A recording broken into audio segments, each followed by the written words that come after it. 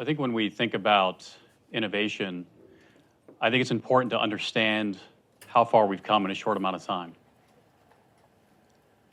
When you look at this time that we're in today, it's essentially the fourth industrial revolution. I mean, you look back in the 1800s where you had the farmers out there with the manual plows and the advent of horses and steam allowed the farmers to work with those machines to produce greater crop yields.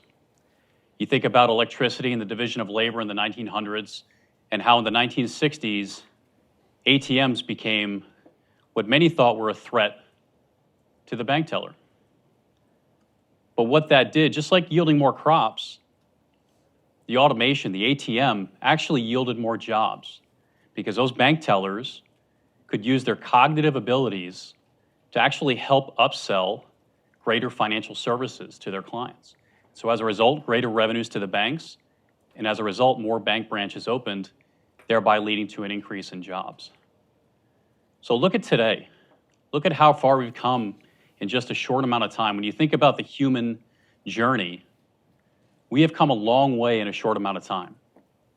So with the advent of compute power, quantum, intelligent automation, artificial intelligence, we're doing some really cool things, and we've accomplished a lot in a short amount of time.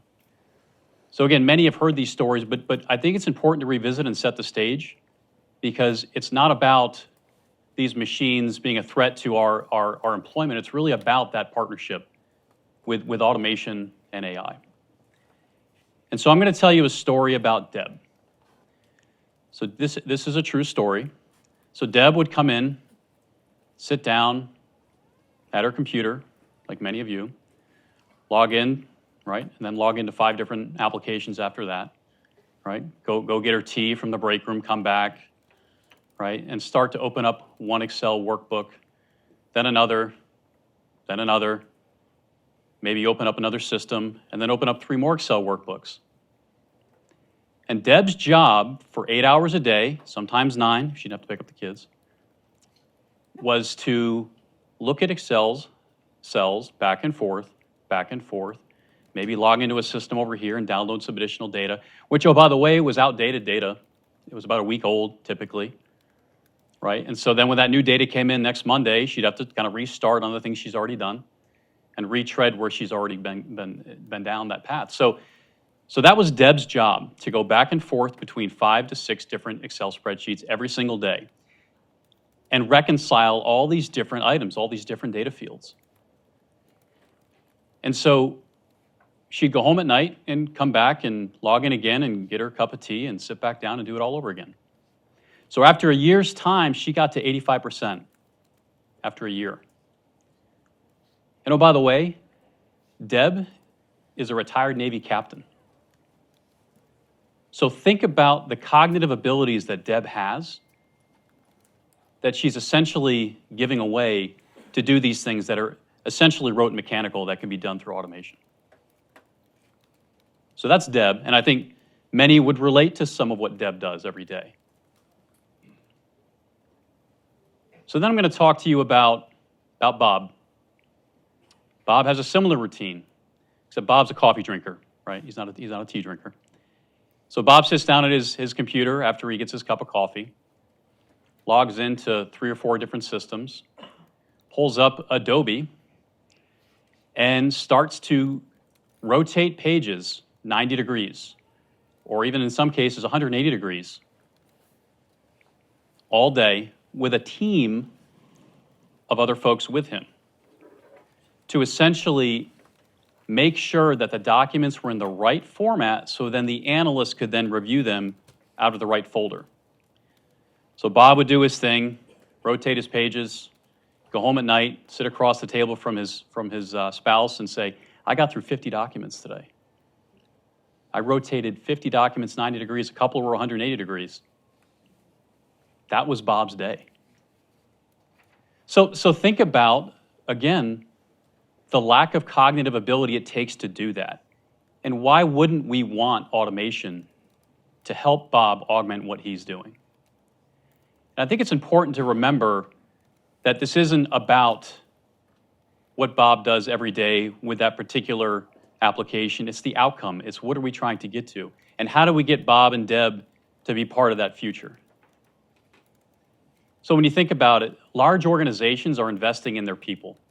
They're investing in their people because that's their greatest asset, and their greatest asset has to embrace these technologies. A large telecom firm has recently undergone a huge investment to upskill 100,000 of their employees. Think about that. 100,000 of their employees will go through an advanced training program to upskill them on automation and AI. 62% of CEOs believe that automation and AI will actually create more jobs than it'll eliminate. Right? Think about that ATM, or think about the greater crop yields from that farmer. So these are things that organizations are taking very seriously and investing in, because we don't want Deb and Bob sitting there all day doing things that a machine could do or a piece of software could do. We want Bob and Deb to focus on the analysis, the cognitive things that they need to be doing. So what is all this? What is AI? What does it really do for us? And I would argue that artificial intelligence is a bit of a misnomer. Some would argue it's a bit of an oxymoron. But I would say it's really about augmented intelligence. Because in any case, whether it's developing an algorithm, whether it's doing an automation, a human has to be involved.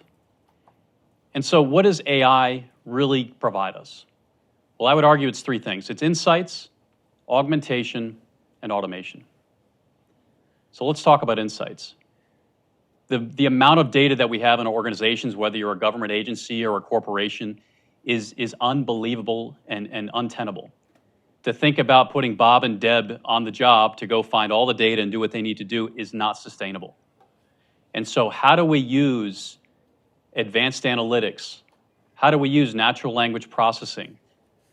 How do we use machine learning to help comb through all that data, whether they're in various siloed systems or with external organizations, to get us the insights we need as executives and managers to make the right decisions for our organizations? AI helps us with that through providing those insights. What else does AI do? It augments what we do. So, for example, if you're in a call center, right, the call center rep will have about 5 different screens. For those of you who've ever run a call center or been in a call center, it's a very fast-paced environment because you're trying to answer that call quickly and with satisfaction to the customer.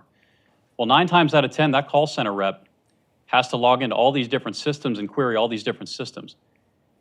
There's augmentation opportunities there to have, say, a cognitive agent or a chatbot actually do call center assist, or robotics process automation actually integrate a lot of that data at the presentation layer to help that call center agent augment what they do and provide faster customer service. So again, tools like RPA, NLP, chatbots can help augment what that individual's doing. So that's augmentation, right? It's that farmer bringing in that horse or that steam tractor to augment what he's or she's doing. And then finally, automation. I think a lot of folks can relate to automation. Anyone who's ever built an Excel macro, you're doing automation. But how do we automate across systems? How do we automate all these data sets? How do we bring them together? And so AI, tools like RPA, business process platforms, workflow engines can help us automate the jobs that we do, right? Email is not an effective automation tool at scale. So things like AI can help us automate. So what I want to do is tell the story about a client that we've supported. It's a very large oil-producing state. That's all I'll say there. Their job, this particular agency within that state, their job is to essentially bring in the payments for drilling on leased land, state-owned land. And the challenge they have is that they've only got a number of examiners on staff to be able to look at all this data from all the different oil and gas companies that are submitting payments. And so they've maybe got 5 examiners for, I would call, millions of records that they need to sustain. So they're doing a sample approach, right? They're looking at, well, last year we looked at this oil and gas company, they looked okay, so this year we're going to look at this one, but we can't look at the whole thing. There's legislative caps on hiring. There's folks retiring out of this agency. It's tough to hire. It's a very dynamic environment from a workforce perspective. So how do we augment and provide insights to get the better value out of this data.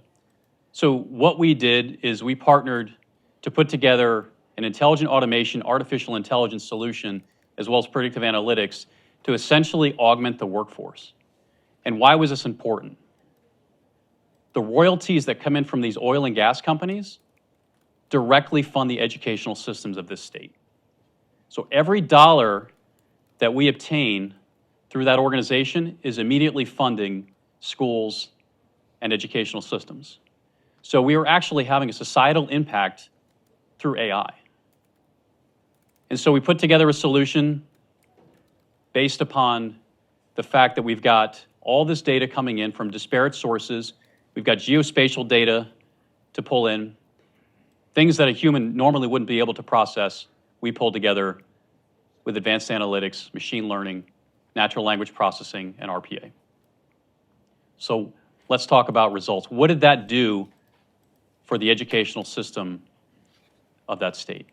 So in FY17, when we ran our analytics and our AI solution, we realized an additional $10 million in additional revenue that could be funneled towards the educational system of that state. Then we took that model and applied it to the prior fiscal years, 2013 to 2016, and ended up with a $30 million impact. So a total of $40 million was being unrealized in license and royalty payments from those oil and gas companies that could then be funneled to the educational system of that state. So think about the impact that we would have just by applying technology to a human problem. Not enough people to do the reviews, legislative caps, challenges in trying to get through all the data. So moving from a sample approach to an entire population allowed for this impact. So what does this all mean? Why are we talking about this today? I would argue that it's not about reduction in force. It's not about trying to plug in AI because we want to do it for the sake of AI. It's really that partnership with the human and machine. And how do we as a society and as executives and leaders in our organizations embrace that technology, knowing that the future is human? It is a human and machine partnership. And so we as humans should be doing more of the cognitive and less of the mechanics. Thank you.